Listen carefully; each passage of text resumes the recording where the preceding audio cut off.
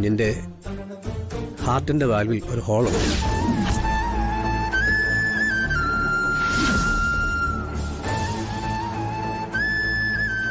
അതുകൊണ്ടാണ് ബ്രീത്തിങ് സമയത്ത് ബുദ്ധിമുട്ടുണ്ടാകുന്നതും വല്ലാതെ കരയുന്നതും.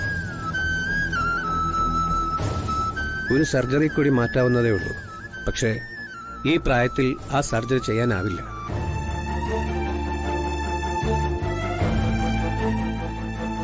ഒരു വയസ്സെങ്കിലും കഴിയണം അതിന്.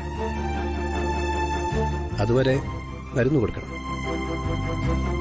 റൂമിലേക്ക് വന്നാൽ മതി, ഞാൻ മരുന്ന് എഴുതിത്തരാം. കുഞ്ഞ് കൂടുതൽ നേരം കരയുന്ന ശ്രദ്ധയിൽപ്പെട്ടാ ഉടനെ മരുന്ന് കൊടുക്കണം. എന്നിട്ടും കരച്ചിൽ മാറുന്നില്ലെങ്കിൽ ഇവിടേക്ക് കൊണ്ടുവരണം. കാർഡിയോ സർജൻ മറ്റൊരു കാര്യം കൂടെ പറഞ്ഞു. ചില കുഞ്ഞുങ്ങൾക്ക് 1 വർഷം മരുന്ന് കൊടുക്കുമ്പോൾ ചിലപ്പോൾ സർജറി ഒഴിവാകും. മരുന്നിൽ തന്നെ ശരിയായെന്നും വരും. അത് നിങ്ങളുടെ ലക്കുവിലിരിക്കും.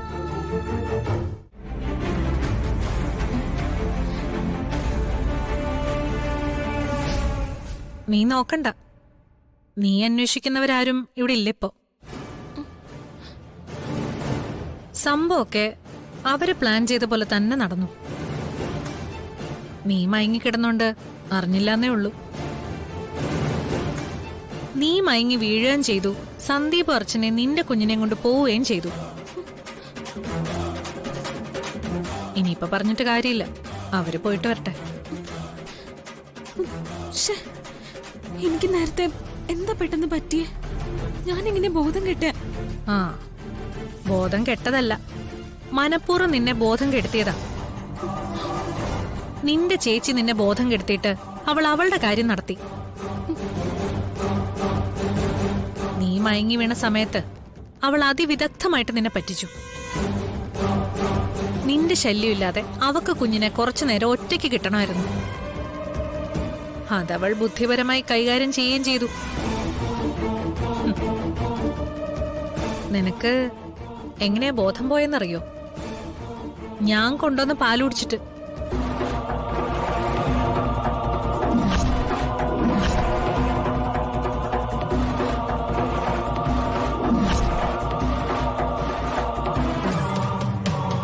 ഞാൻ അടുക്കളയില് നിനക്കുള്ള പാല് തിളപ്പിച്ചു വെച്ചപ്പോ എനിക്കൊരു ഫോൺ കോൾ വന്നു. ഞാൻ സംസാരിച്ച് തിരിച്ചു വന്നപ്പോ അർച്ചന അടുക്കളയിൽ നിന്ന് ഇറങ്ങി വരുമായിരുന്നു. അപ്പോഴേ ഞാൻ ശ്രദ്ധിച്ചതാ അവളുടെ മുഖത്തൊരു കള്ളലക്ഷണം. പിന്നെ നിന്റെ ബോധം പോയപ്പോ എനിക്ക് മനസ്സിലായി, പാലിൽ അവൾ എന്തോ ചേർത്തു. ഇങ്ങനെയുണ്ടോ മനുഷ്യര്? നീ വീണപ്പോ ഞാൻ പറഞ്ഞതാ, നീ എണീറ്റിട്ട് കുഞ്ഞിനെ കൊണ്ട് പോവാന്ന്. അർച്ചന സമ്മതിക്കണ്ടേ? അവൾക്കപ്പ പോയേ പറ്റൂ. നീ ഉണർന്നാൽ അവളുടെ ഉദ്ദേശം നടക്കില്ലല്ലോ. സന്ദീപ് ആണെങ്കി അങ്ങനൊരു കിഴങ്ങൻ. അവള് പറയുന്നതും കേട്ട് തുള്ളാനാ അവൻ നിൽക്കുന്നേ. സപ്പോർട്ടിന് അച്ഛനും. ലോകത്തെവിടെയെങ്കിലും നടക്കുന്ന കാര്യമാണോ കുഞ്ഞിന്റെ അമ്മയെ മയക്കി കിടത്തിയിട്ട് വല്യമ്മ കൊച്ചിനെ കൊണ്ട് നടക്കുന്നത്? നൊന്ത് പ്രസവിച്ച് നിനക്ക് പുല്ലുവില. അർച്ചനയ്ക്ക് ഏതായാലും ലോട്ടറി അടിച്ച പോലെ സ്വന്തമായിട്ടൊരു കൊച്ചിനെയും കിട്ടി. അതിരെ, ഞാനൊരു കാര്യം പറയാം. ഇന്ന് അവള് നിന്നെ ഒഴിവാക്കാൻ ഉറക്കമരുന്ന് ഉപയോഗിച്ചു. നാളെ ഒരു സമയം നിന്നെ എന്നേക്കുമായി ഒഴിവാക്കണമെന്ന് അവൾക്ക് തോന്നിയാ നിനക്ക് അവള് ചിലപ്പോ വിഷവും തരും.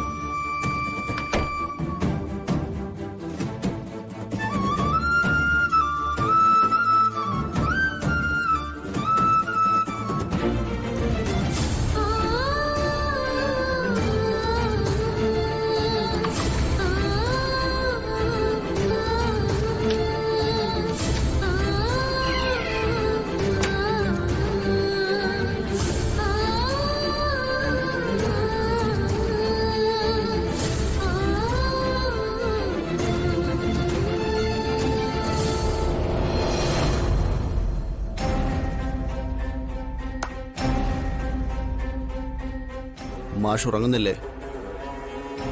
ഉറങ്ങാം. കിടന്നാലും ഉറക്കം വരില്ല.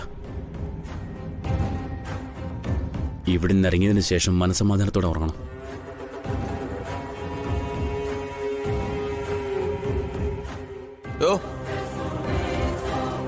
ഇങ്ങൊന്ന്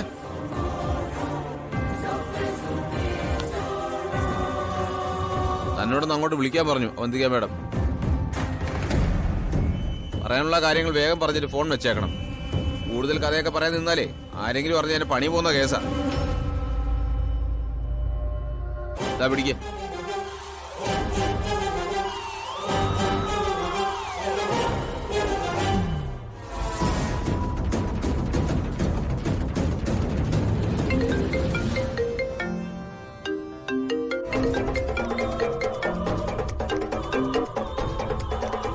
ഹലോ ധനുഷ,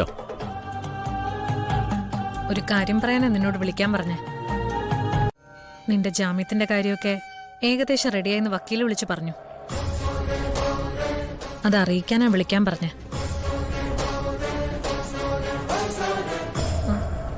നീ എന്തോന്നും മിണ്ടാത്തെ? ഞാൻ പറഞ്ഞൊന്നും നിനക്ക് വിശ്വാസം വരുന്നില്ലേ?